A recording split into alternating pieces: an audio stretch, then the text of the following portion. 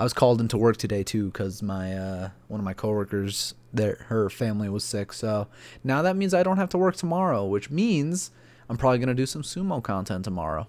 But for today, we're going to be going over Ura's Basho, which he got himself the Jinosho, which is the technique award, the technique prize, and it's gonna be kind of difficult to track him because, or rather to jump to his matches at least, because a lot of the times he is in the later stages of the evening because he is at that Maigashira 7, but he's not ever going to be like near the end of the night, so probably around here. I'm not 19, I'm 27. So the fact that I still haven't learned how to read makes it even more interesting. Let me make this bigger to match the screen. I'm not twice the age of 19. I'm at least 4 times that age, 19, 18, 47, 36, 27, yeah. Yeah, that's how that works, right? Anyway, let's start talking about Ura, who is the man who got himself a 10-5 record. And this first match is up against Iron Man Tamawashi, who I don't think I really need to introduce Ura or his style or what he usually does, because Ura, as we all know, is the man with the very interesting start to his fights. He always starts very far back from the line, and usually what his strategy is he wants to get in underneath, grab the belt from below, and then try to get a winning maneuver from there. Current ongoing record of most bouts in the top division, if I remember correctly. He also has one of the longest streaks. My other voice. I just want to get straight to the match. So, usually what happens in a lot of Ura matches is that his opponent doesn't really know how he wants to approach the match, so the Tachi won't be a strong initial charge because they're afraid Ura will simply sidestep. But what usually happens is, both men stand up at the Tachi, and if you're a pusher thruster, you simply thrust at the head and shoulders of Ura, who kind of gives that up.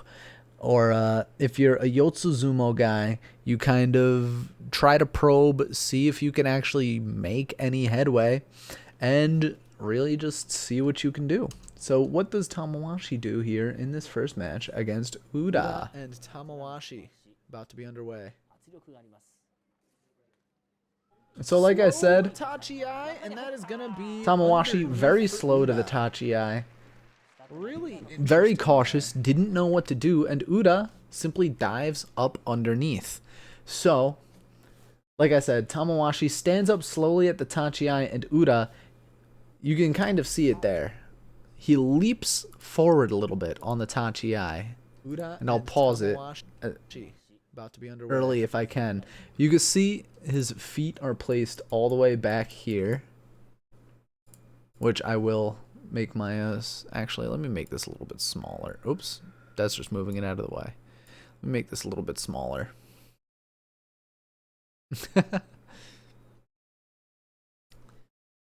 So you can see that his feet are all the way back there at the start of the Tachi, but then as soon as both of the fists go down, he immediately hops forward. So now this foot comes over here, this foot comes over here, and that gives him a much better position to then dive forward.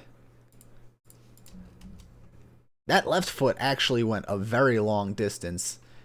That left foot came all the way back here, all the way up there with that hop. And the way he did that was, if we want to go back and just really break down this first split second, that is such a fast maneuver. You gotta wonder if Ura knows the flash or something. You can see both of his feet all the way back here, and then in an instant, this left foot is going to go from here to here, basically. Like, he leaps forward. Just watch this. He leaps forward. He swings that left part of his hip forward so he can plant the left foot down. And because, once again, Tamawashi, no idea what he's doing, very slow to the Tachi, stands up, Uda immediately grabs the leg and just pulls up for the Ashitori. And that is going to be underneath for Uda. Leg pick for Uda in the very first match of the tournament. And, you know, after breaking down just the first split second of that Tachi, once again, you could see, even in that slow motion, that left foot came so far forward. Uda is really quick off the Tachi, and that's something you're going to have to look out for if you're going to be going up against Uda, because like I mentioned, he usually is far back off the line, he's back and waiting, and then he probes forward to see what he wants to do, but in that instance, Uda leapt forward with all of his strength and got himself a good win.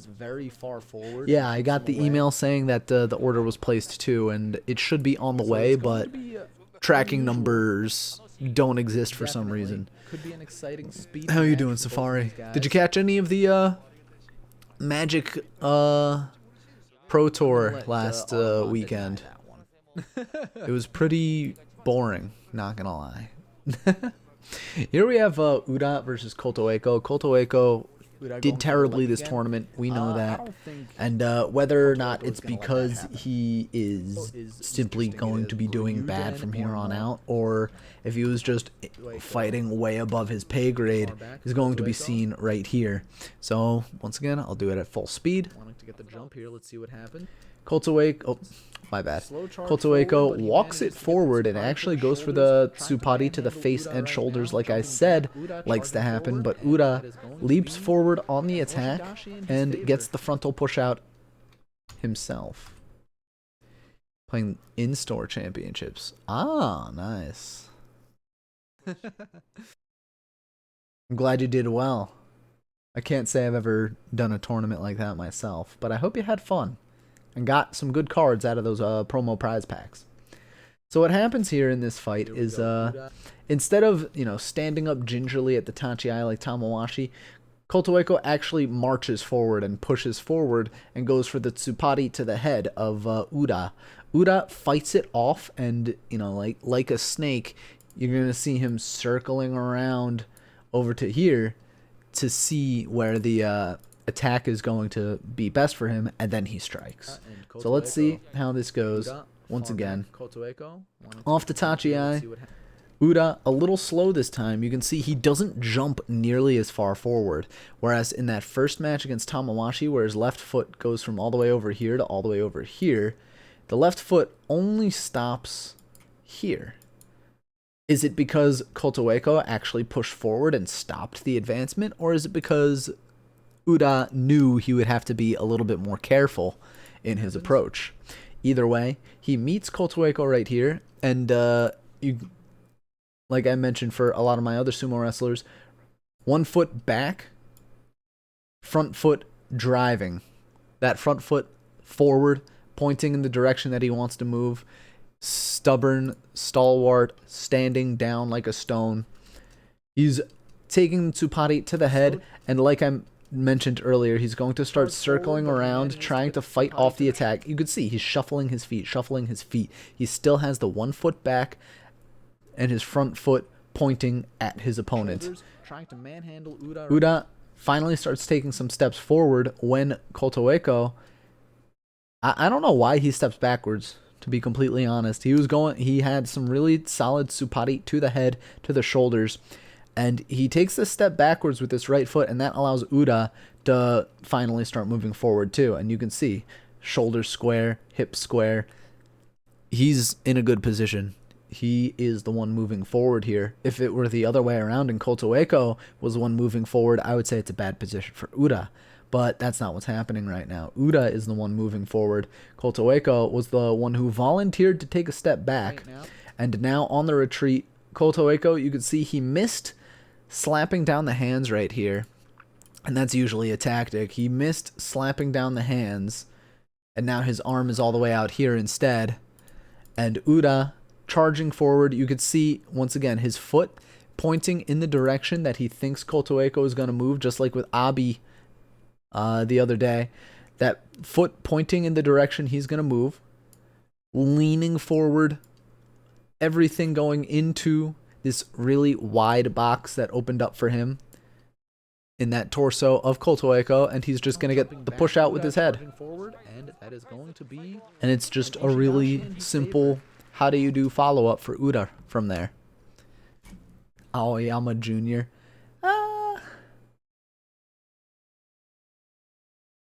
That's actually not a terrible comparison. Because I was going to say, Uda doesn't stand up at the Tachiai and go slap, slap, and then try a slap down. But he does stay back at the Tachiai and go for some thrusts. So, yeah, that's not a bad comparison. Unless you're talking about Kotoeko, which is the step backwards move and lose. Stepping backward, let up the pressure. Yeah, exactly.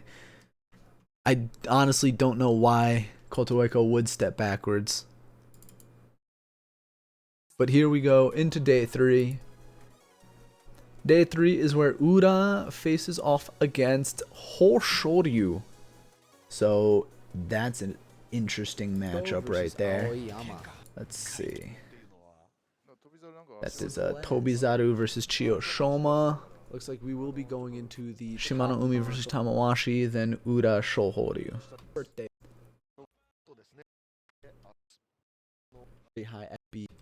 Shohoryu. Hoshoryu. pair for I guess they're twins. He's going for the check hook style footwork again, angle to attack the side of the face. I think he didn't need to do that. I think Kotoeko was doing fine just standing his ground and thrusting forward into Uda. If he wanted to try to go for anything different, I would have maybe thought he would try to stand up Uda by like trying to get low, push him up, and then go for the belt. Because we've seen Kotoeko, he's much better on the belt than he is anything else. So to step backwards and not even attempt to slap down before stepping backwards, that's really unusual to me. But here we have Uda going up against Hoshoryu, nephew, as we all like to call him. Hoshoryu, he has a very balanced style, and I think he's better on the Yotsu game.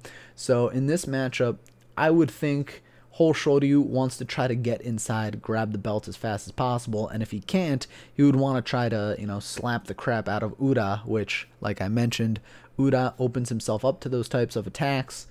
But like we saw against Tamawashi, the way he can leap forward and strike at a moment's notice, it's you never really know what you're gonna get with Uda. So let's see how he does against the wild man Hoshoryu. Uda down and ready. Hoshoryu immediately goes for the slap down, but then he gets slapped down himself. So let's watch that at full speed again, actually. Yeah, you can see Hoshoryu tried to pull Uda down. Uda pushes forward and then pulls back and goes for the slap down. Really, really fast in that attack. Like almost blink if you miss it territory. So what happens here frame by frame? Hoshoryu jumping forward, leaping forward. You can already see these hands going straight for these shoulders, as per usual. Dudes are so fast. Stop the microwave at 1 second. Yo, me all the time though. So Hoshoryu gets hands to the shoulders immediately, and right after this we know he goes for the slap down. He has a good hand up here on the back, and he has another good hand keeping the distance on the shoulder.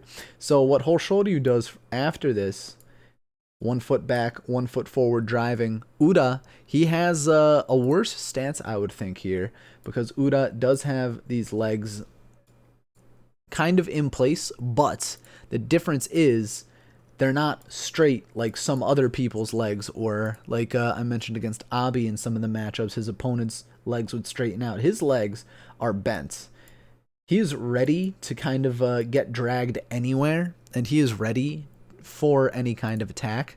So what happens here is Hoshoryu immediately starts the retreat, immediately starts going backwards, going for the slap down, but Uda, because his legs were bent, he manages to shuffle forward. He just simply moves those legs forward, and now he's in a good position here. Wide stance, knees still bent, and he's kind of stood up, so now, like what happens so many times, we see Hoshoryu in the position where he's leaning so far forward that he's putting his pressure downward so he can stay in the ring. So Uda decides, okay, let me back up a bit and let you fall to the ground. And that's exactly what happens. He pulls that right hip backwards, he slaps his opponent down, and it's another quick and easy win for the man in pink, Uda. And going for a good push down. And one more time, because it's just such a fast match. Hoshoryu going for the shoulders. Uda bouncing forward and going for a good push down. A lot of tiny things happening in such quick succession that it's really hard to call. But it's interesting that, now that I'm really looking at these sumo wrestlers' fights closer, like seeing how fast these fights are, and seeing how many little things happen in them, and seeing how they react to the things so quickly. It's like the stereotype that sumo wrestlers are just these big, lumbering, hulking men is kind of, like, it's showing itself to be more wrong the more sumo wrestlers you look at, because these reactions are so fast. They're so quick. And you have to wonder how these guys even read how they're going to attack their opponents.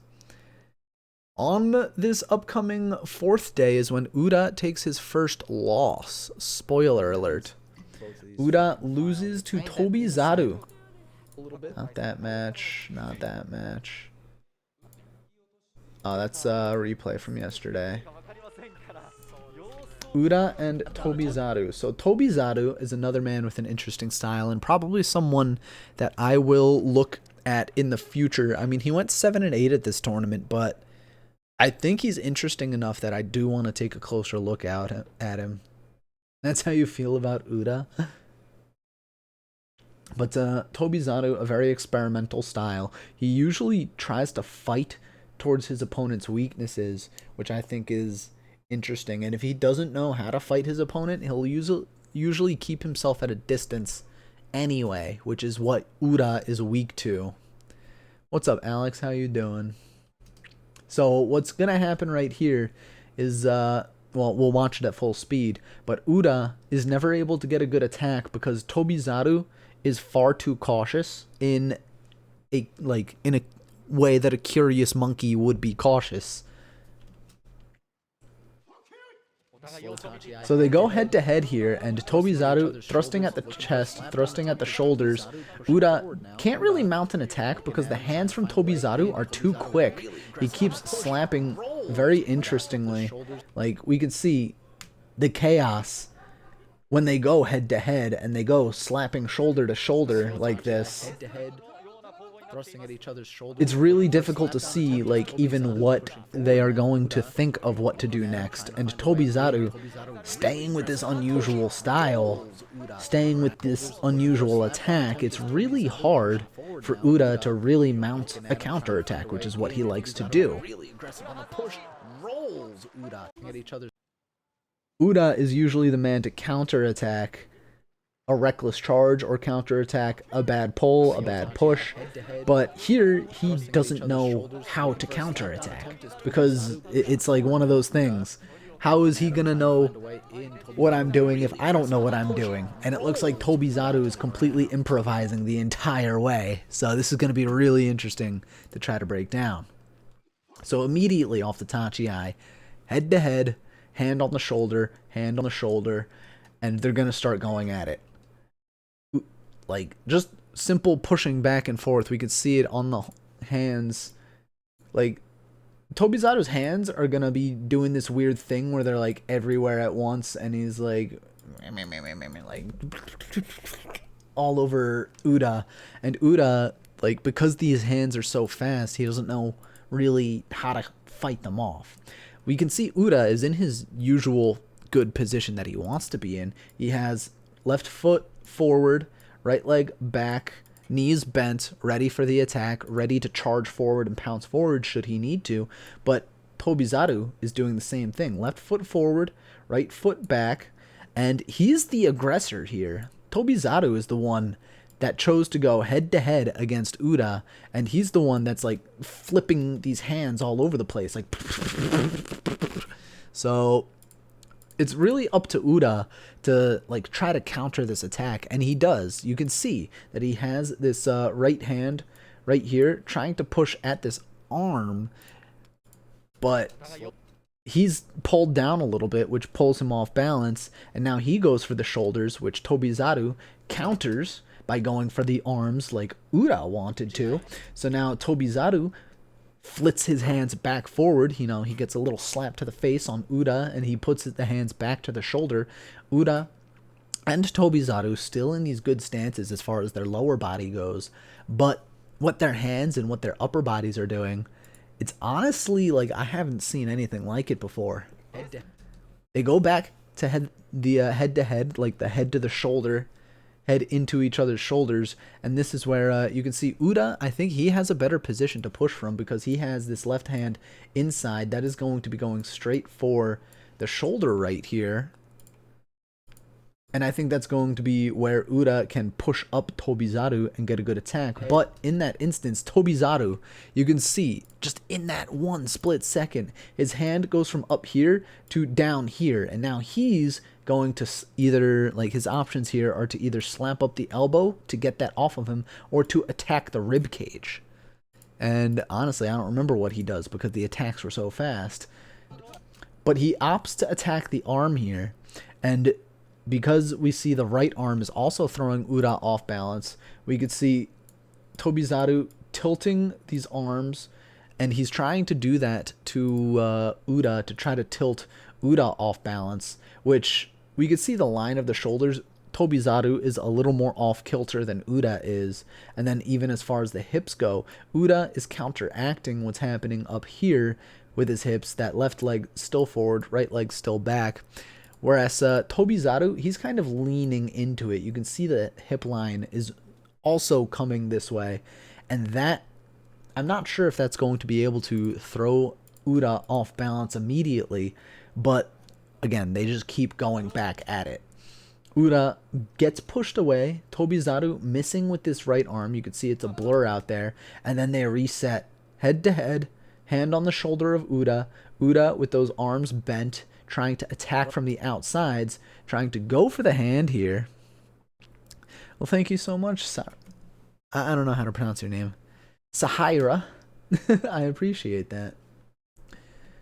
Uda trying to use those hands to attack the arms of Tobizaru to stop the assault, but Tobizaru pulls his hands away. So if I could go back frame by frame, I would, but I don't think VLC will allow me to do that. But Tobizaru had his hands up here and then immediately pulls them back to avoid the attack from Uda, because we saw Uda's hands were out here and they were going in for the attack like they are now, but Tobizaru avoids them and uses the momentum of pulling his arms back. He pulls the arms back and goes for the slap to the head, which that throws Uda off balance right here, and it looks like Uda didn't expect it. Other's shoulders. But then Uda manages to restabilize. He's still got that strong stance with those legs, resets, tries to go too low this time, and I think this is where, you know, he's leaning very far forward, and Tobizaru is going to once again assault the back. You could see he's going for that judo chop right to the neck right here.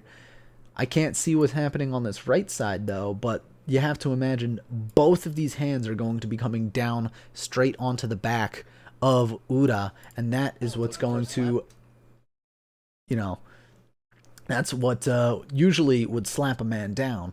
But Tobizaru, being smart, moving backwards as he's going for the slap down. Now Uda, like I mentioned way earlier in the same fight, he can't use his explosiveness, his speed, to jump into Tobizaru, because we can see again, Uda's feet were like back here, and now he's moved all the way up here in such a short frame of time, but Tobizaru did the same thing, where his feet were over here, and now he's all the way back here.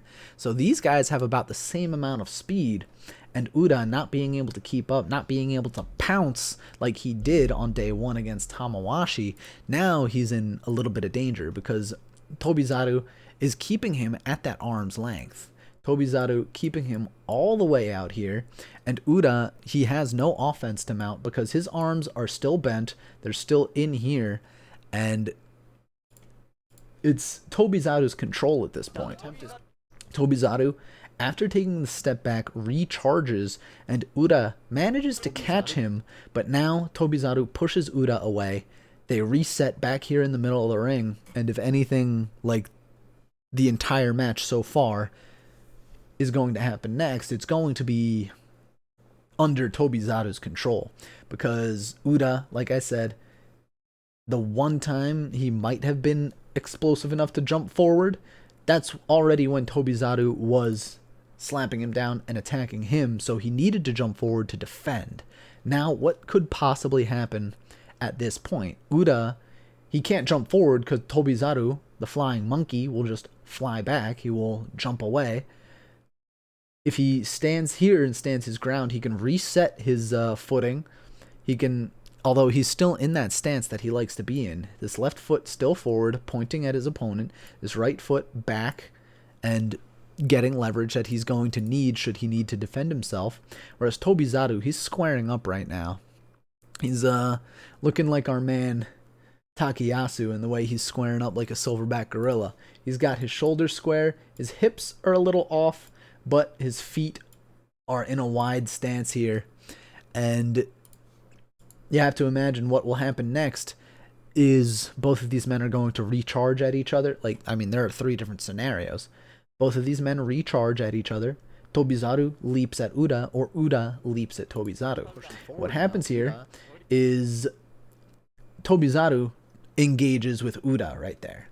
Tobizaru, instead of charging forward, he leans into it. Tobizaru goes for the safe option of leaning into his opponent, which isn't a very committal attack. What he's doing is just trying to get a better position so he can continue to manhandle Uda's head and shoulders, which we see now that Uda, these arms, I mean, they're not Takakeisho T-Rex arms, but they're not long enough to be able to really do anything worthwhile when his opponent is playing the same game. So now, that was a really quick movement of the leg right there. Tobizaru had his right leg back because both of his feet were squared up, but then drives this foot forward. He gets a lot of pressure now, and he's going to be pushing strong against Uda, which Uda still has his stance, and now Uda back against the Tawada. This is where, like he just had in the previous match, he's leaning forward. He has his foot on the Tawada. He's pressuring. He's trying to withstand the assault from Tobizaru. And it's not like his hands are in a bad position either. The hand is right up here in the neck, but his hand isn't open. That's a closed fist. He's not pushing. He's not grabbing the neck. He just has his fist up against the collarbone of Tobizaru. And Tobizaru with this left hand on the elbow, he can pull that down or he can push it up and away. And we can't see what's happening on the right side because Uda is blocking the view. But what happens next is that Tobizaru pushes Uda up, and that means Uda is going to rock himself back down. So Uda, he got pushed up, and now he finds himself in this position. And this is naturally where Tobizaru is going to want to slap him down. And we can see the hands are going straight for the shoulders again. This other hand, again, the view is kind of obstructed, but Uda is in an incredibly bad spot here. This hand is doing nothing. This foot has left the ground, so now he has no traction on this foot whatsoever. And it was off of this push that Tobizaru can really mount an attack now. So now Tobizaru has Uda standing up. He has that back leaning up forward. And in so many other matches, this is where you would likely go for the pull down yourself. Uda, withstanding the attack, we can see he has the right hand to the shoulder of Tobizaru. Tobizaru has that left hand on the elbow again. We just saw him go for a slap up. Is he going to go for another slap up, or is this the pull down move? And that's what it is. That's the pull down move. And those hands were fast. Like, we can watch that at full speed again. Thrusting at each other's shoulders, looking for a slapdown attempt. Is Tobizaru, pushing forward. after Uda gets back to the edge, just watch how fast that hand was. It was on the elbow, and then bam. Like, within a tenth of a second, he's already slapping Uda to the side. Really aggressive on the push. And Uda gets rolled on out of the ring. So, like, full speed one more time. Uda never really gets to mount the full offense that he wants to, because Tobizaru is fighting the same exact game. And one could argue that in this mirror match, Tobizaru is fighting it better. He's the one getting a lot of incremental advantages with better pushes, with better place hands to the shoulders, and by keeping his hands slippery and keeping those arms slippery, Uda can never manage to wrangle him in. And by remaining unpredictable, like, watch how many times Tobizaru changes his stance here. Like, watch how many times he changes the lead foot. And that's how many times, like, the momentum shifts with his hips. Because each time you change which foot is forward, that changes which side is generating the power. So Uda, he can't keep up with all of these shifts of power because he's constantly being rocked back and forth. And this was just really, really fantastic sumo from Tobizaru right here. Because, like I mentioned, Uda, keeping that left foot forward, keeps it forward the entire time. He never makes that right foot forward, which means he is constantly trying to defend by putting that left foot forward, that left shoulder forward, and defending with that left side, whereas Tobizaru, he's attacking with the left, attacking with the right, attacking with the left, attacking with the right. And, you know, that one-footed defense was not going to withstand the assault from the Flying Monkey. This is where Uda takes his first loss. But this was a really good match. Like, this was well fought. And, like, Tobizaru, again, he's one of the most interesting characters on the Banzuke right now. And I hope to see a lot more from him. Not tonight, though, because we're still talking about the man in pink. We are going to be moving on to Day 5 of the Kyushu Basho. This is where Uda gets the Totari against Chiyoshoma. Let's see. No, that's just the last 15 minutes. So, Uda gets the Totari against Chiyoshoma. See, that's way too late in the evening. That's way too late in the evening. Is it before the commercial? Yes, it is. So Chiyoshoma, we kind of make fun of him by calling him the Henka specialist, because his Henka are beautiful. But he actually did perform some very good sumo at this tournament. What is also notable is that Uda is 6-0 against Chiyoshoma, this being his 6th win here. You're not the only one that dislikes Chiyoshoma. There are a lot of people that don't like him for whatever reason. Uda and Chiyoshoma here. Ooh, big false start from Chiyoshoma. Chiyoshoma can't exactly Henka Uda when Uda never really charges forward. Get my camera out of the way. No. You're not allowed to see female Leo Booba.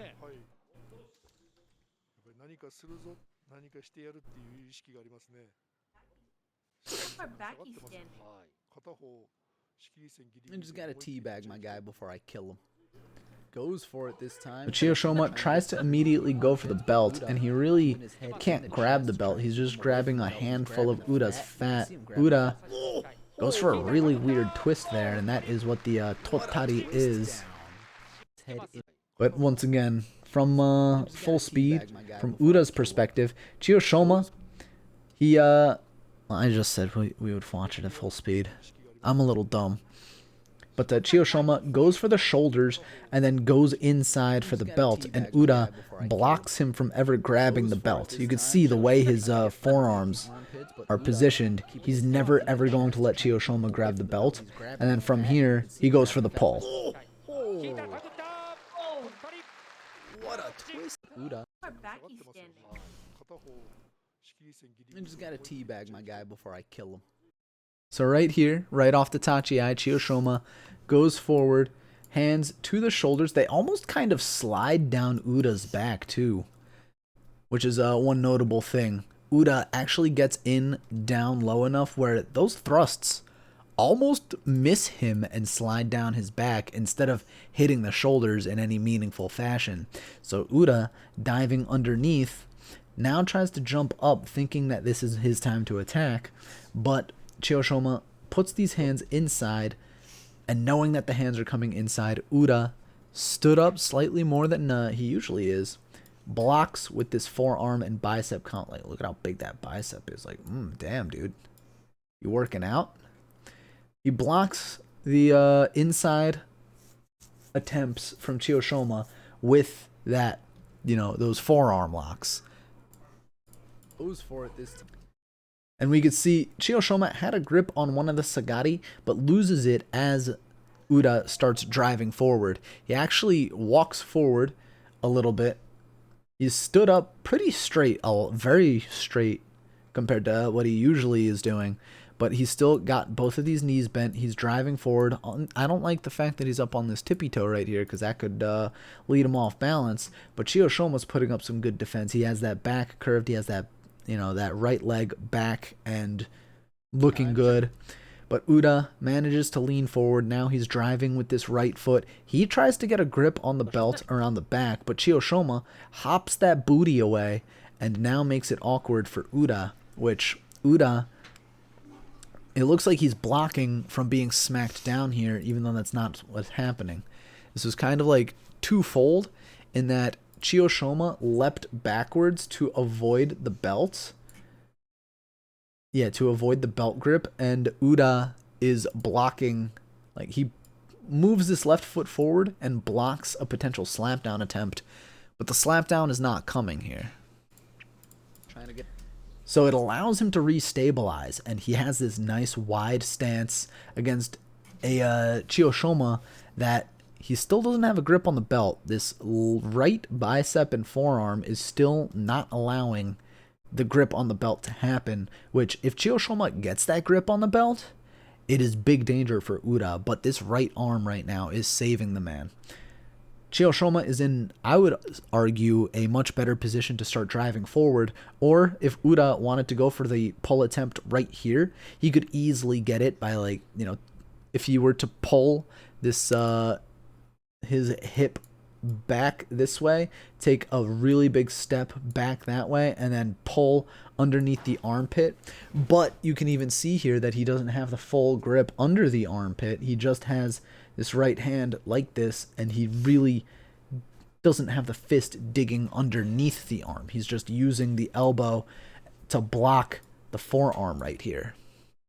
So Uda, not in the best situation here, has to take a step back and restabilize against the Chiyoshoma, who has the better opportunity to push forward here, which he does. And now Uda has him stood up, has him away from his belt, still has this right arm locked around Chiyoshoma, and Chiyoshoma now we can see he's leaning this left shoulder down, he's leaning his left hip forward, he has that left foot forward, and so he's putting a lot of pressure on his left side to drive Uda backwards, which Uda, I mean, he's got his entire body squared against Chiyoshoma right here, so this small pointed attack is not going to work when he's in a comfortable position.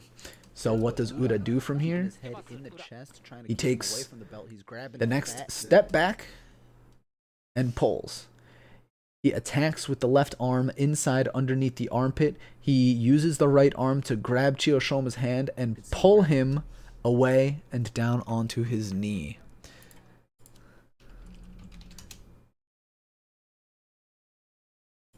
For reference, the totari is the kimerite in which the attacker grabs his opponent's arm at the wrist, bars it, and forces him down. Also known as the arm bar throw. It's not a kimerite that happens all the time, but that was the one that got the win for Ura here against Chiyoshoma. Very well fought from him. What a fast attack there. Holy cow. Day 6. It's going to bring us Ura versus Takayasu with another Ashitori. Taunt to get bodied. True combo. Let's see. Day 6. Now it's time for him to go fight. Let's see. That is Tamawashi. Thomas Owashi. Here we go. Ura once again. Is, you know, what comes after a 3D model? Humans, I guess. So, Takayasu, no stranger to being caught in unusual positions and usually wants to draw the match out in a long Yotsu battle in his favor. Ura, he can go for a long time, but I don't think he prefers to. It's been shit. Takayasu. So how does Ura battle against stamina gorilla Takayasu?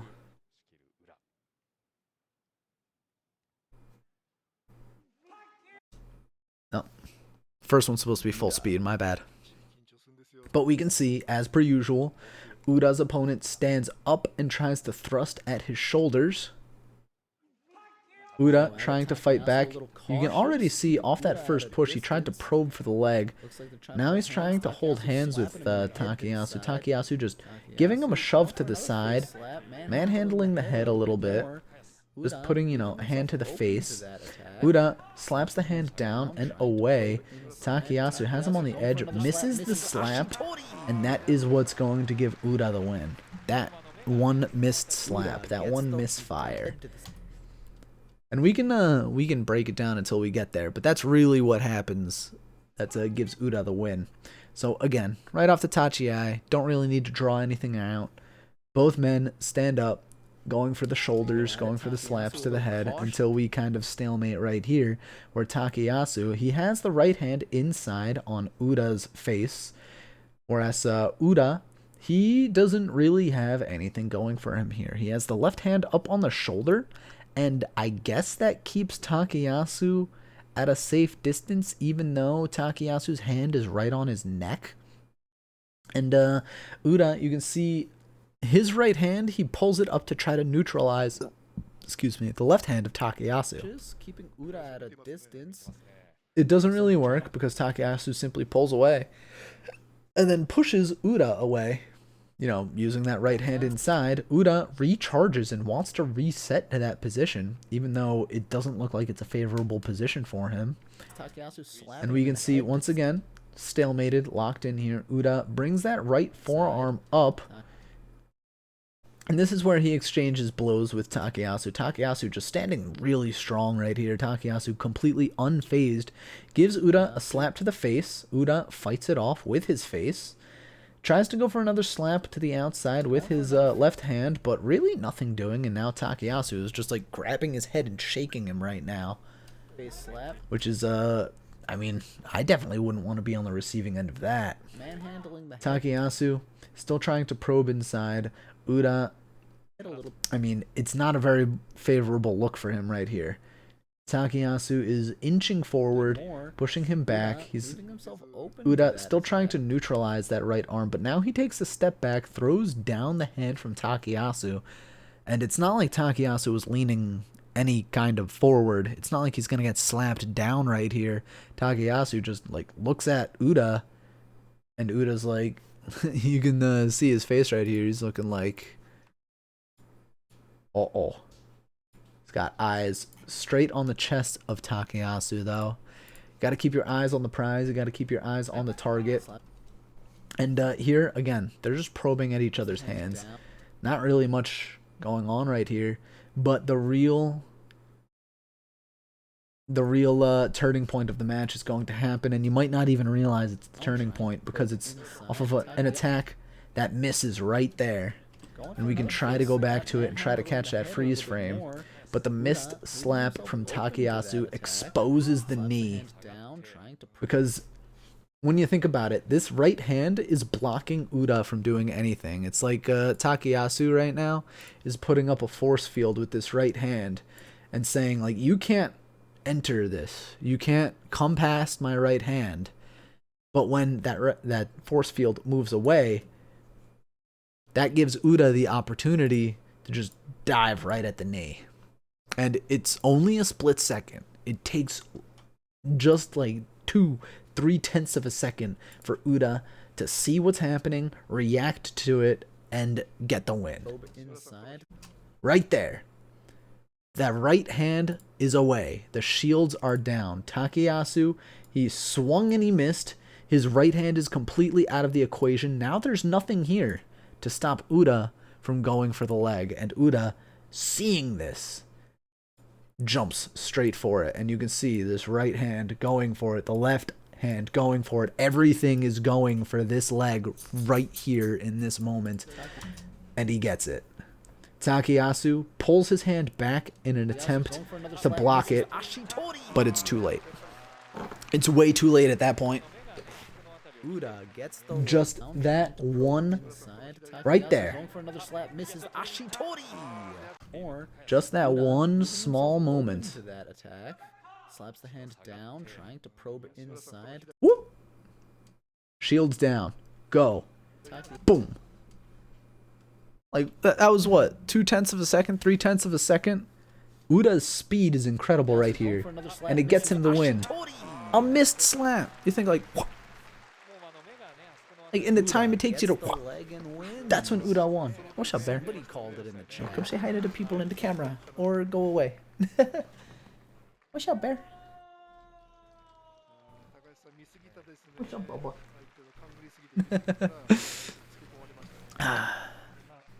But the Ashitori for Uda, and at this point in the tournament, he is 5-1, and he has 2 Ashitori, a Totari, an Oshidashi, and a Hikiotoshi.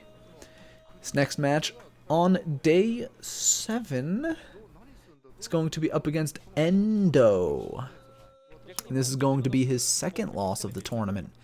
Spoiler alert. It's Tamawashi Takayasu. They're up after this match. So Endo, you can see he's got a band-aid on his forehead because earlier in the tournament he really ate shit. He basically got thrown straight into the dirt, and he had like this really big scrape on his face. Didn't look nice. Thank you, Poetic Line. I appreciate it. But yeah, it was not a good look. You don't want to scrape a pretty face like that. But Endo, I mean, he has as much experience as Takayasu does. There really isn't much to say about what could possibly happen in this match. Endo is another man that has a very versatile attack. He can do pretty much anything he wants. And it's always going to be good, never amazing. But in this instance, I can't say I remember what the match was like, so let's watch it full speed. Endo very slow to the attack, going for the head and shoulders, keeping Uda at bay with that right hand. Uda tried to attack with the pull, but Endo blocks it. They get stalemated for a little while longer, and now Uda, a little impatient, goes for the push himself. But Endo is still keeping him at bay. Endo still keeping those legs square, forcing Uda to go on the attack, and that is a misfire from Uda, because Endo simply slaps him down. So I think the issue is the fact that Uda got too impatient this match. What's up, Bubba? You're pacing. What's the matter, bub? So I think what Uda's downfall here in this match was he was impatient. He wanted to attack when he could have played it patiently and just waited for Endo to attack and fail his attack in the same way that Takayasu attacked and missed just yesterday. So here off the Tachi, it's business as usual. Endo and Uda, it's almost exactly like yesterday's. Uda is at an arm's length. He has that left hand outside. That is Endo keeping him at a distance. He doesn't want Uda to get anywhere near that belt. So Uda going for the slap on the arm, leaping backwards here. And we can see Endo follows up on the attack. Endo, unfazed by the slap down attempt, actually gets a really good push forward insofar as he actually gets both of his hands inside. And Uda has to catch him and push him away from here, which he does. And I think it's mostly because Endo, instead of trying to go for a double inside on the belt or like on the stomach or anything, Endo is the one to go for the shoulders and just be content with keeping Uda all the way back here. So now as they pixelate a little bit, we see Uda, his foot on this back Tawada. He's leaning far forward.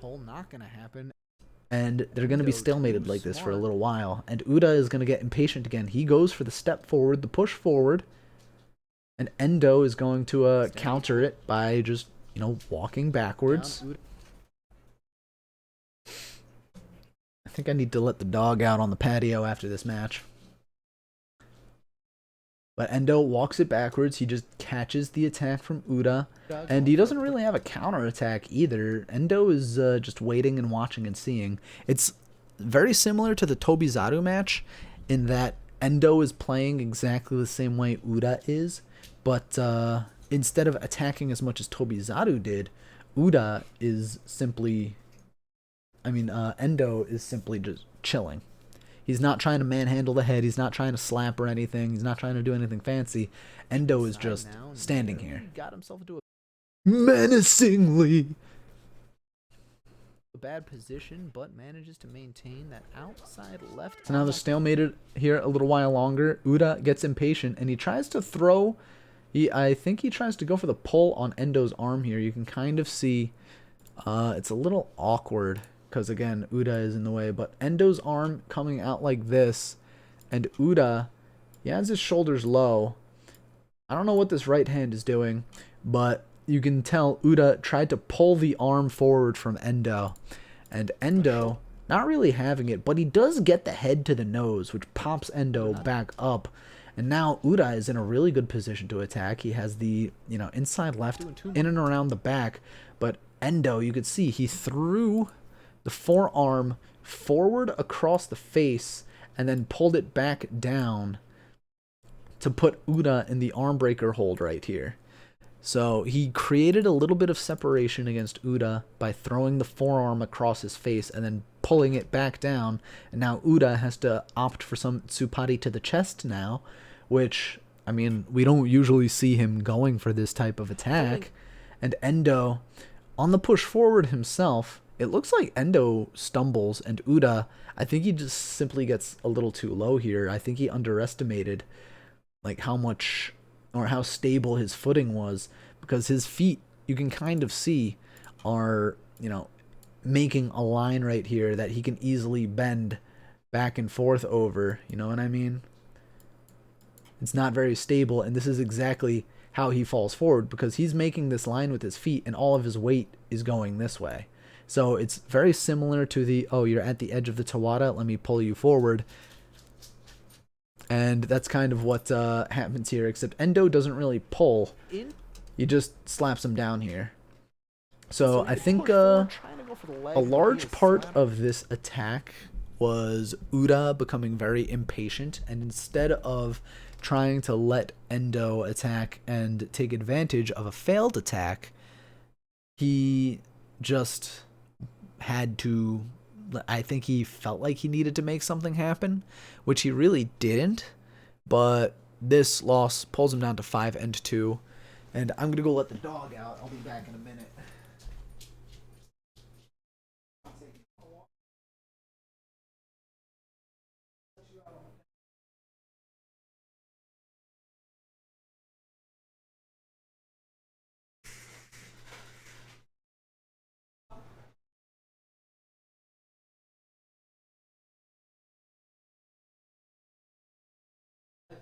to go for a walk.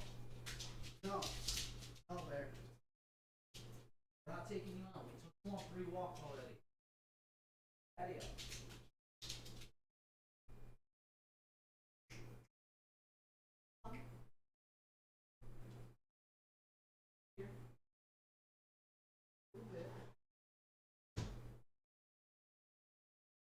Starts barking or something, let him in. I'll let him in like a half hour.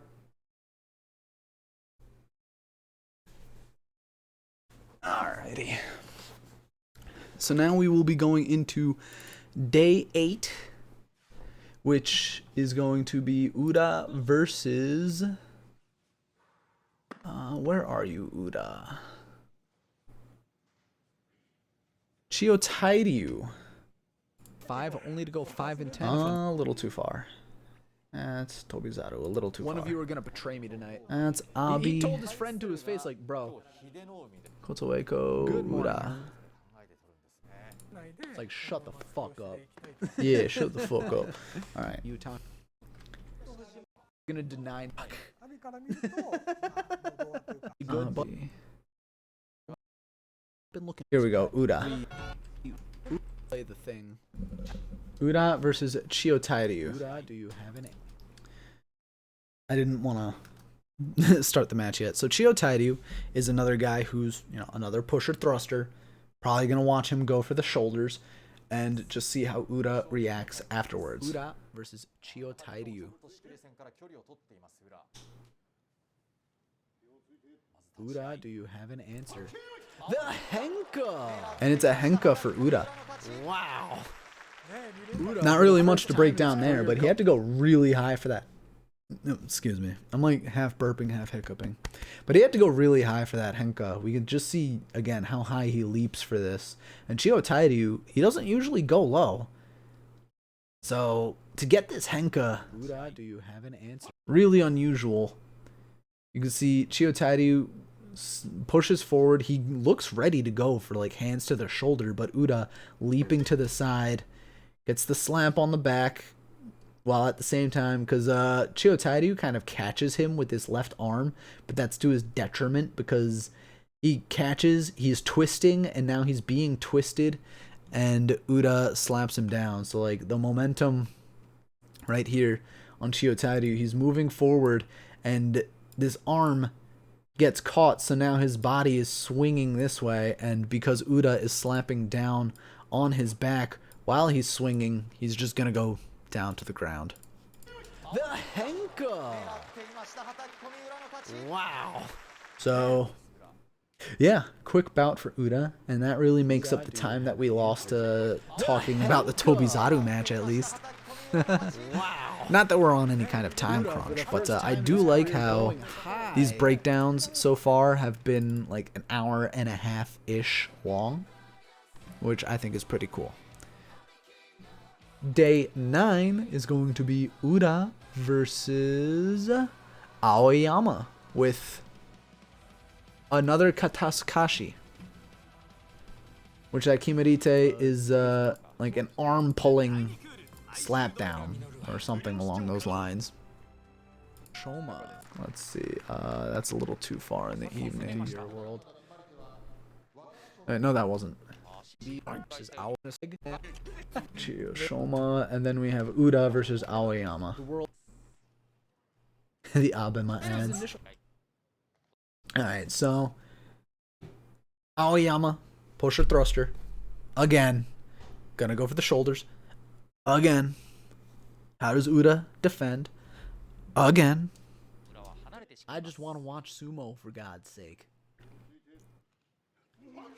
Oh, and what I mentioned earlier actually happened where Aoyama went up above the back and missed the thrust, which is what gave Uda the opening to get that arm pull down. But we could actually see, after Aoyama misses this push, Uda gets right up inside and he gets around, the torso of Aoyama, which, I mean, this is any sumo wrestler's dream. Double inside, you can get your head to the chest, you can stand up your opponent. This is exactly where you want to be, and not just because you're getting a face full of boobies.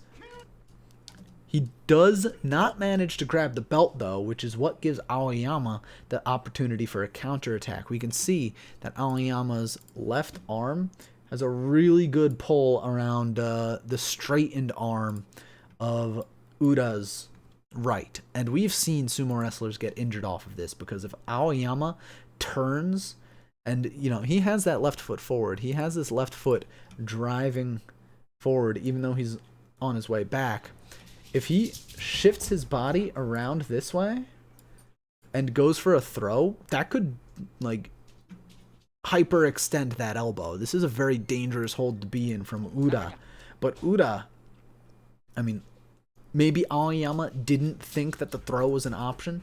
Ura manages to stabilize here, and now Aoyama, you can see his right foot is starting to point this way. He's going to start moving his hips that way, and this is where he does start for the throw. But Ura's arm is already bent at this point, so it's in a much safer spot. He's not going to get himself hurt. Yeah, I don't know why Bear has the zoomies right now. I don't know what his issue is. But Ura, he is, you know, in a good spot, or rather, in a less worse spot than he could be in. He manages to replant that left foot, restabilize, and now it's his turn to get up and underneath Aoyama and go for the arm. Well, now he's going for the big push against that big chest. Stands up Aoyama, and now he goes for the pull himself. And we can see he has the left hand around the shoulder. He has the left hand up here. He has the right arm under here. He has Aoyama's arm completely locked in, and he goes for the pull here, which is all he needs to twist down his opponent. What's up, Bear? Do you have the zoomies? Do you have the zoomies, Bear? What's up? Yeah, we just trimmed his toenails the other day, too. So he's not scratching anyone, at least. Yeah, he has zoomies.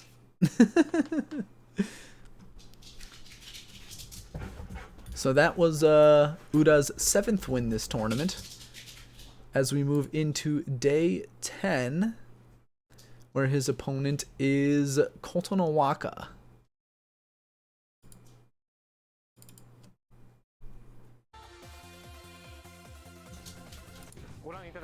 So sit back and well, I bits. There we go. Twitch Ura takes out the Kotonowaka. taxes when you buy the bits, and then you can just give as many bits. You need as you to want chill, on the stream, Bear. We whereas didn't even Twitch give you takes out anything money when you today. subscribe to someone. Unless he was really happy that I gave him a piece of cheese, like holy cow. Ura fighting for his Kachikoshi today. Subs both choke. I have a lot.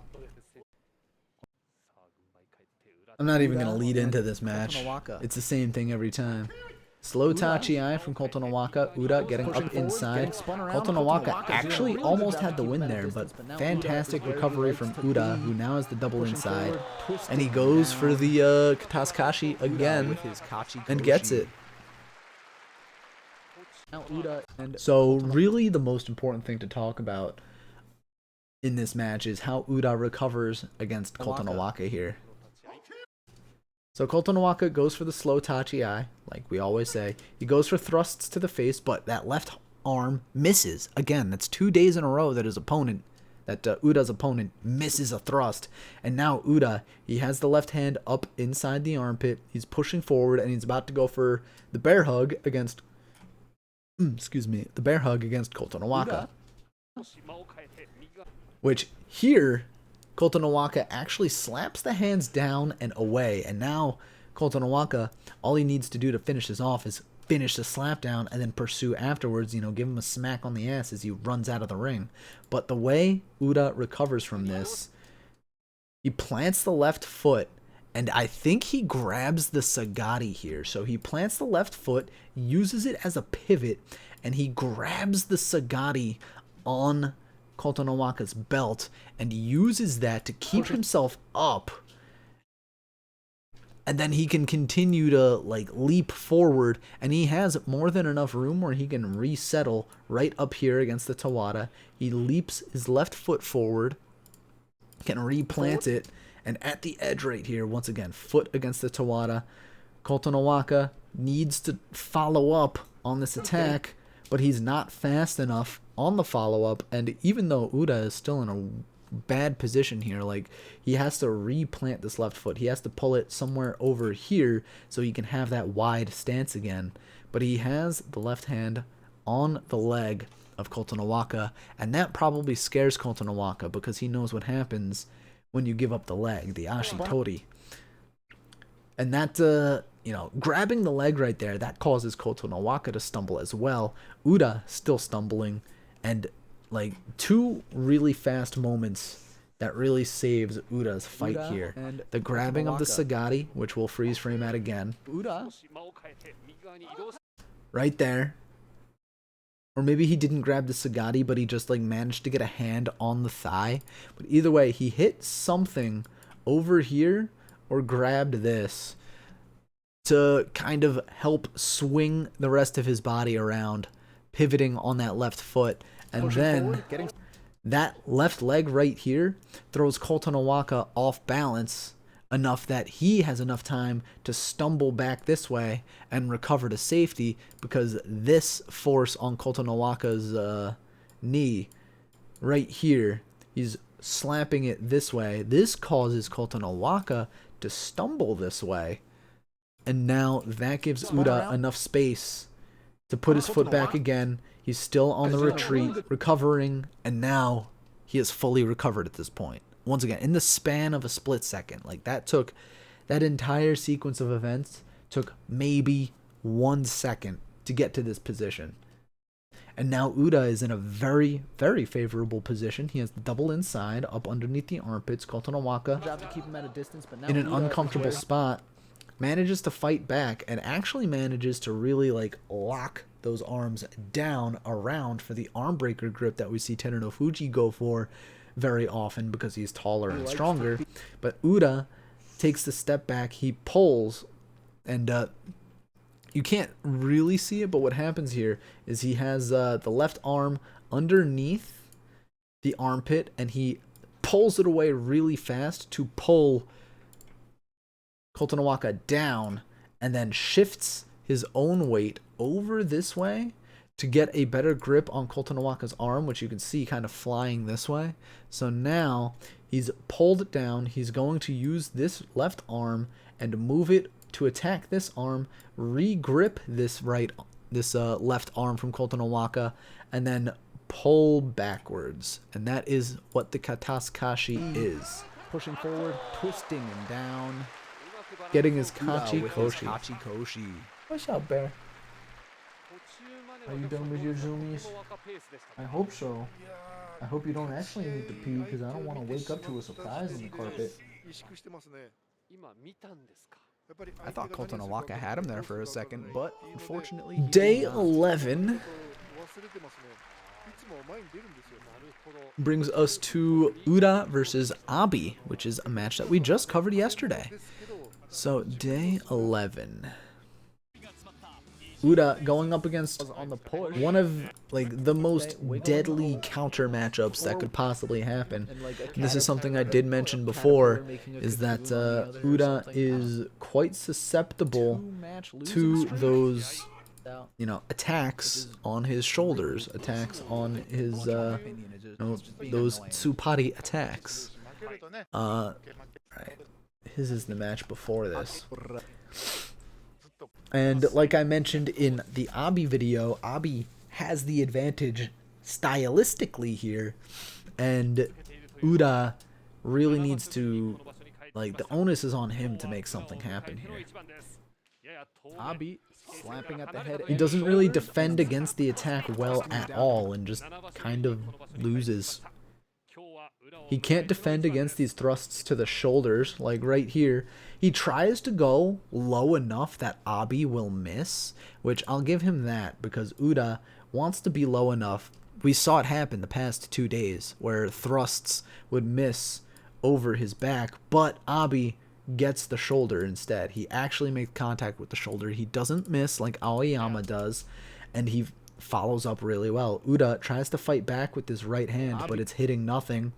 And even in this freeze frame, this right hand is going to do nothing. He pulls it up underneath the arms of Abi, but like I mentioned in the Abi video yesterday, Abi, he either puts the hand to the neck and keeps it there, or he pulls it back and goes for another attack, and then pulls it back and goes for another attack. So the fact that Uda is trying to push this arm up, it's not really going to work, because that actually works in Abi's favor. And he does exactly that. He pushes the arm up, which Abi uses the momentum, like, okay, you push my arm up, I'll just attack again. And he slaps him in the head, throws him off balance, and Uda really didn't stand a chance here. Unfortunate, but no, that's just how it's going to go. Sometimes you have a hard counter in a matchup. Day 12. What Uda could possibly do better in that match is instead of going outside with the arms to throw the arms up, I think trying to go inside with his own arms and push the arms out might give him a better in, because when he pushes the arms up, especially against someone like Abi, they'll just follow up again. But if he pushes the arms out, then he can keep the arms up to keep the assault away from his face, and he can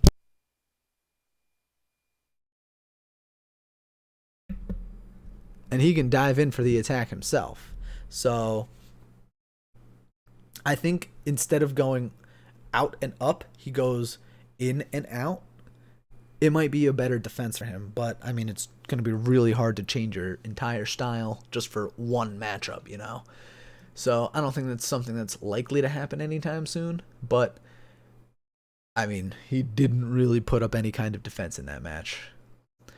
The next matchup is going to be Uda versus Hokuto Fuji on day 12. Let's see, that was only 6 hours in. Still, that's Judio. Two. Uda versus Hokuto Fuji. Until we play the Banzuke prediction game, which we will be playing on the first Sunday after the Basho is over. So not this coming Sunday, but the next Sunday. I've been mentioning that Uda's weakness lies in the pusher thrusters, because the pusher thrusters will just manhandle him by the head and shoulders. And usually, Hokuto Fuji is a kind of pusher thruster, but he goes forward with his entire body, which is exactly what Uda wants to counter. So in this case, Uda fully counters Hokuto Fuji's usual style, in that Uda is too far back and will always threaten the Henka against a cannonball like Hokuto Fuji, and we'll probably see him against Hokuto Fuji again at the next tournament, and we'll probably see him against Takakeisho at the next tournament as well. And those cannonball style Tachi eyes are very bad against Uda, because he's so far back that he can easily Henka if he really tried to, you know, slap his opponents down to the side, or he could, you know, he's far back enough that he would just slide to the Tawara and be able to withstand the attack with the extra oomph that he's gonna get from the Tawara. So how does Hokuto Fuji approach this, other than the usual gingerly Tachi eye that leads to disaster every single time? We'll see. And it's a gingerly Tachi eye where he goes head to head, shoulder to shoulder. Uda pulls with the outside left, gets pulled around himself, but Uda giving the pirouette that Hokuto Fuji is usually famous for at the edge of the ring, and gets the win. So it doesn't even need to be said. Hokuto Fuji stands up, hand to the shoulder, and now it's this match that you really get to understand why Uda opts for the left hand outside on the shoulder up here. And it's so he can go for this move. Very fast, but let's watch that again.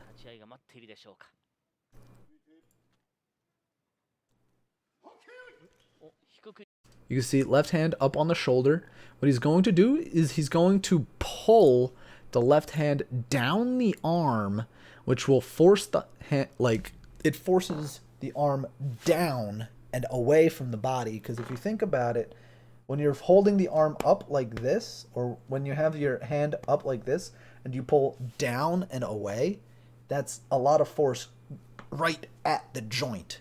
You're not up here where, you know, you're trying to pull a lever. You're up here at the joint where you can more realistically maneuver just by pulling down like that. And that's exactly what Uda does here. So Uda pulls down right there. And he also had a grip on the right hand of Hokuto Fuji, or the left hand of Hokuto Fuji as well. You know, holding hands going on a picnic.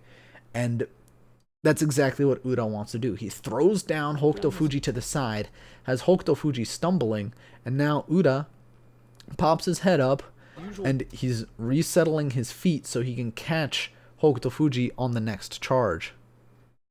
Physical abuse. Oh yeah, because there's that new program where you can throw stuff in live 2D. Hokuto Fuji is pretty quick on the recovery though, but Uda has his head down in the chest, and now this is where Uda wants to be. Uda likes being inside, he likes being down in the chest, and even though he doesn't usually grab the belt, it's from this position that he can usually get a good pull or a good push.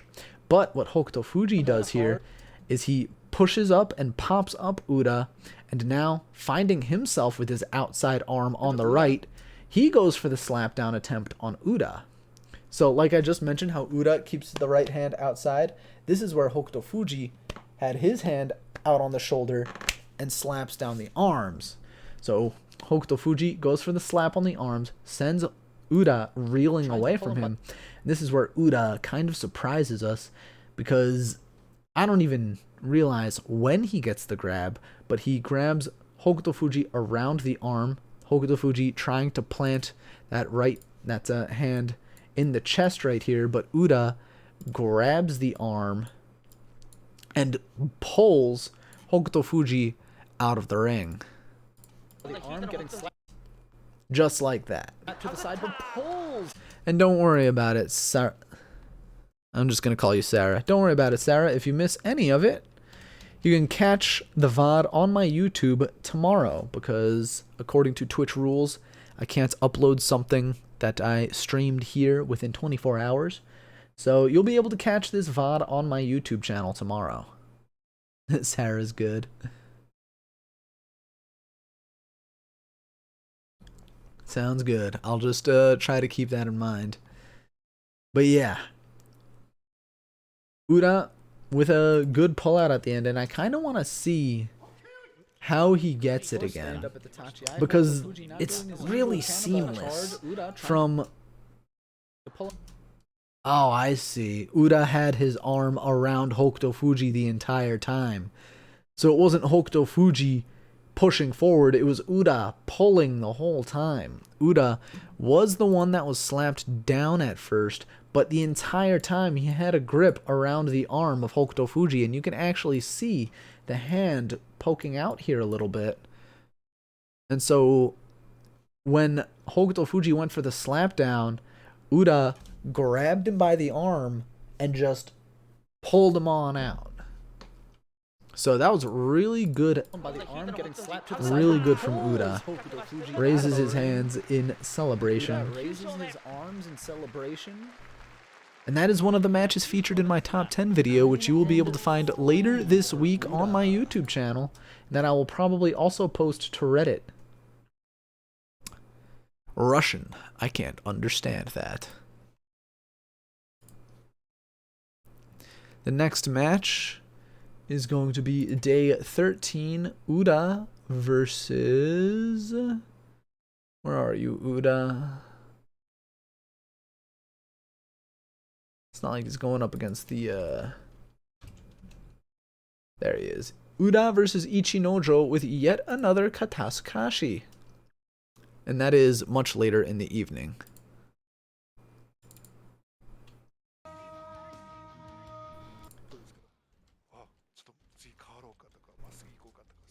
See what he does here. Let's see. That's an Ozeki. That's Sekiwake. Here we are, Ichinojo versus Ura. So, Ichinojo, big man. We've seen him before where he will thrust at the face and chest, but I think his preferred style is that Yotsuzumo, going for the belt, which, if that is your preferred style, going up against Ura is one of your worst nightmares. And this is a matchup that we will see yet again come 2022 in January. 負けたくないですよ。この7敗ですけど、今日勝ったら6、7ですから。実に両力士の対戦4年4ヶ月ぶり。さあどうなるか。Ichinojo and Ura. 相手体でかいですからね。潰されたら怖いですよ。少し今日も仕切り線から距離を取った裏。Ichinojo, like everybody else, sluggish on the Tachi-ai, tries to go for a slap down, but Ura is already digging deep inside, goes for the pull around the arm, and gets yet another pullback. Katasakashi win. And that is why he got himself that Ginosho. That is why he got that technique award, because this is the last time he would win at this tournament. Here on day 13, that 10th win against the Komusubi Ichinojo. Ichinojo and Ura. So, once again, as per usual, Ichinojo stands up at the Tachi-ai. Ura hops a little bit forward like a bunny rabbit and then dives forward into the chest. Outside arm on the left, as we can see. Ichinojo, though, he counters the outside left by going for the belt with the inside right. Ura doesn't let that happen and actually really leans forward, grabbing the arms for some stability right here, and does not want Ichinojo to grab him anywhere by the belt. So he actually fights it off, and Ichinojo opts for a slap down. Yo, I do want to become famous. Lean. Just give me all of your fucking shit right now. It's that easy, isn't it? Just give me all of your followers. So, Ichinojo opts for the slap down here. And it almost works, but Ura, like we mentioned many matches ago, and this hasn't been something that we mentioned because it's been a constant the entire time. Knees bent, stable, stable. That slap down is not going to happen. It's simply not going to work. So Ura takes the next charge, going straight for the chest again, and now Ura has the inside. We can see right here, the inside left. Yeah, inside left. It's not on the belt. It's around the fat. But Ichinojo tries to fight it off, and we can see Ichinojo. He has both of his arms down here, and he's locking his hands together so he can try to force Ura to basically get away from the belt, because we know he has both hands inside. We know he has both hands gripping the fat. Ichinojo trying to keep Ura away from the belt with that arm breaker hold, but that's when Ura pulls out of the hold and takes a step back because he has the right arm around Ichinojo's. Or rather, not around it, but he's locked it in a very odd position. We can see here, because Ichinojo was wrapping his arm around the outside, Ura's arm was inside. So what he does is he gets leverage against Ichinojo's arm. It's still, his hand is still presumably up against the chest, but now he's pushing the arm in an awkward position as well as pulling the shoulder down. So now Ichinojo has nowhere to go except, there's all of the pressure is right here. He's going to basically be flipped downwards like that, and that's exactly where he's going from this position. He's going to get dragged around the ring and dragged down to the ground in Ura's 10th win of the tournament. We already know that days 14 and 15 are going to be losses for Ura. He's going to go up against Meisei on day 14. Near the top of the Banzuke, and look at that, I skipped right to the perfect moment too. I'm just that good. They will have social medias. So you can follow a stable on Twitter or on YouTube, and you can sometimes, very rarely, they will post their own. Oh yeah, practices, like a day of there's their no practice. denying that. Uda had a very good basho and definitely earned his technique award. It's a shame that he couldn't end with like 11 or maybe even 12 wins, because if that happens, I think he can move up into the Komusubi slot. But no, he wouldn't have been able to, because Daieisho and Wakataka Kage both got winning records. But I mean, I guess even with that 10th or that 11th or 12th win, he would have been right up there anyway, which is where we put him anyway, because we played the Banzuke game already, and you can find that on my YouTube. And if you're watching this from YouTube, well, you can find it in my channel's videos. Uda versus Meisei. Uda a little bit far back from the line. Unusual for most sumo wrestlers, but usual for him. Both of his fists are down. He is ready. Meisei Not opting for thrusts to the chest. Instead, he goes for the bicep to the... He goes for the bicep to the shoulder.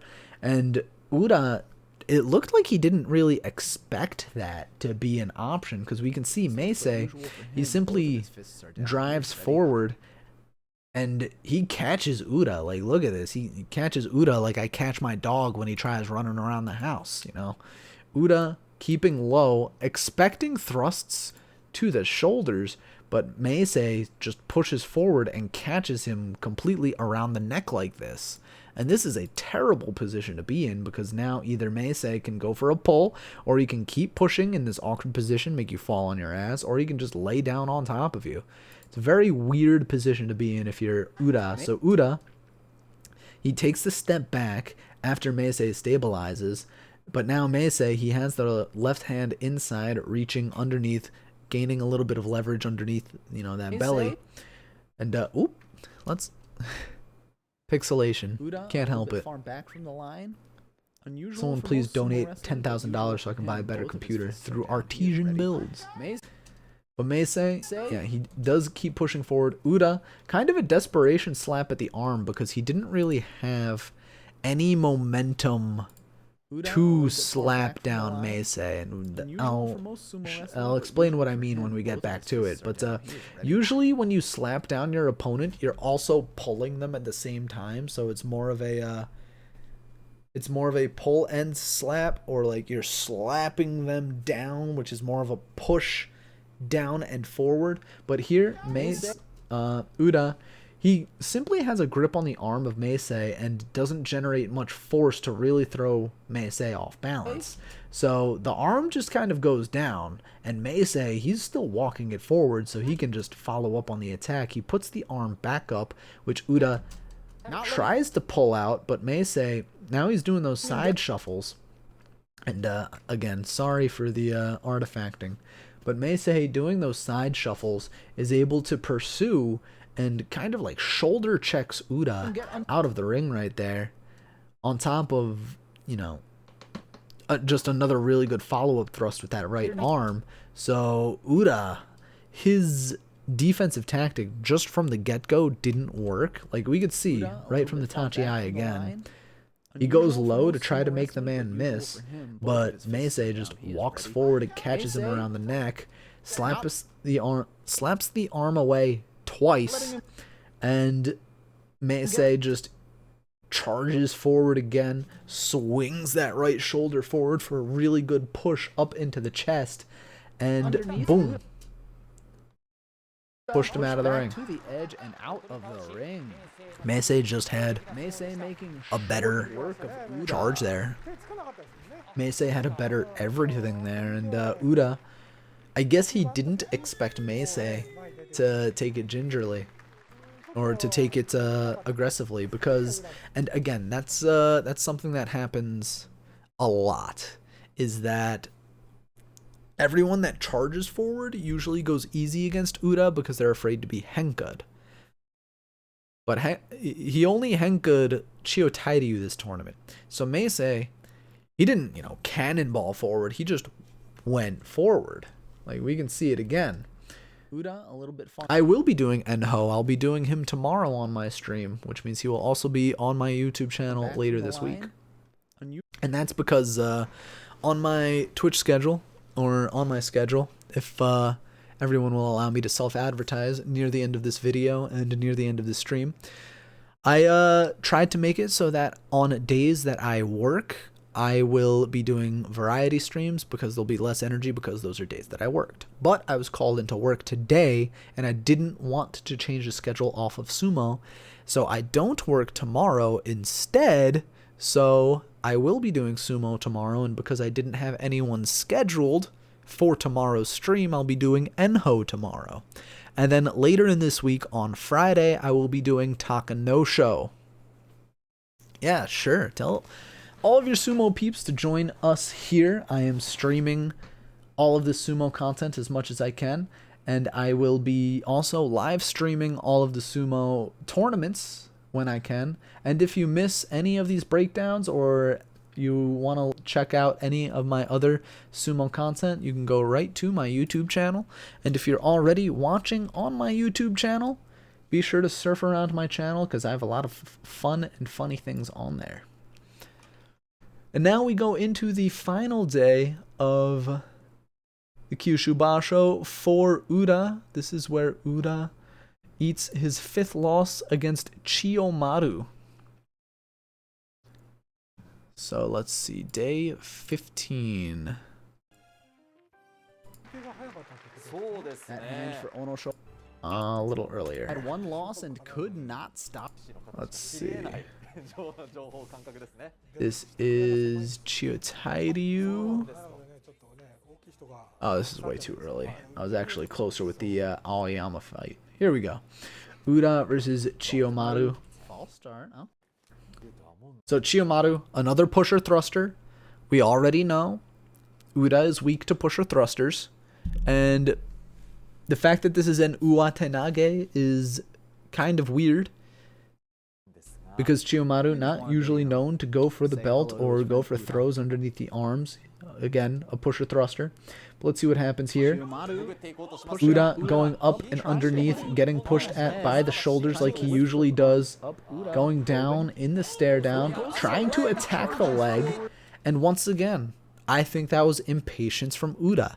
He didn't need to attack, and this is twice now that he went for an attack that immediately led to a loss. So against Endo, and here against Chiyomaru, he goes for an attack that he doesn't need to go for out of impatience, out of, some desire to attack. I'm not sure. Say hello to his friend. But Uda goes for an attack, an ill-timed attack, and eats the loss for it.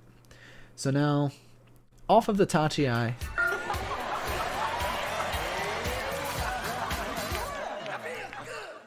wow! Thank you for the 500 bits, Sarah.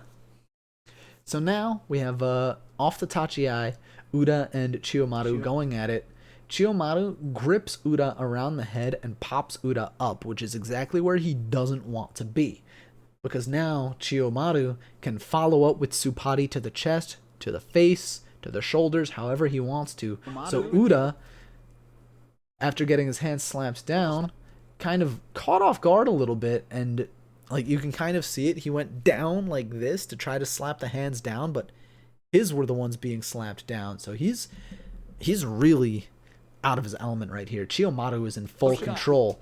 Chiyomaru goes for a grip around the head again, and is just manhandling Uda. Uda trying to stop the attack with these outside arms, going for the elbows, and he does manage to get the hand on the inside. You can see hand on the inside, pushing the arms down and away. I'm going to assume that's what's happening through Chiyomaru's body on the other side.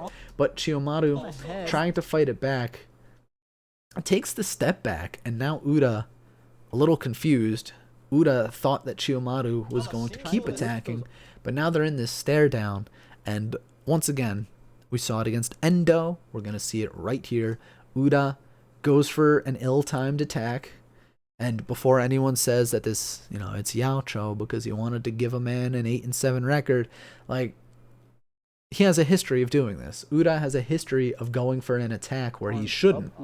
We saw it earlier just this tournament. So he tries to fake out Uda by going high and then going... He tries to fake out Chiyomaru by, faking high and then, oh, nope, I'm actually going down for the leg, which doesn't work because Chiyomaru's legs are kind of far away. And even though Uda does have the speed of a jackrabbit, Chiyomaru, all he has to do is hop backwards and then lean down on Uda. So, again, just like very ill-advised attack. On the head. I can understand why he went for it, because maybe, like, again, he feints high. He throws the hands high, but you can see, and this is something I said yesterday, the part of the body you want to pay attention to is the torso. You want to pay attention to where that is, and you want to pay attention to the feet, because those are going to dictate the most. You don't want to look at the head. You don't want to look at the hands. You want to look at these parts of the body, because that's what's going to dictate where the movement is. So this feint absolutely fails from Chiyomaru. On Chiyomaru. Like, the feint has no effect. It's like a Pokemon game. It's like trying to use Body Slam against a Ghost type. It has no effect. So this feint and subsequent attack at the leg just straight doesn't work. It was a bad idea to begin with, I think. Because, like, I might be fat, but I'm not dumb. You could say that about most of these sumo wrestlers. They're not stupid. They've been in the ring for a long time now. Maybe you could pull that off against someone younger, someone more experienced. Like if we see Uda versus Oho, maybe he can do that against Oho and make Oho panic because he's 21 years old and hasn't really fought against so many people so many times. But a feint like that, hands like, what? Up to the face? That's not going to work. Come on, Uda.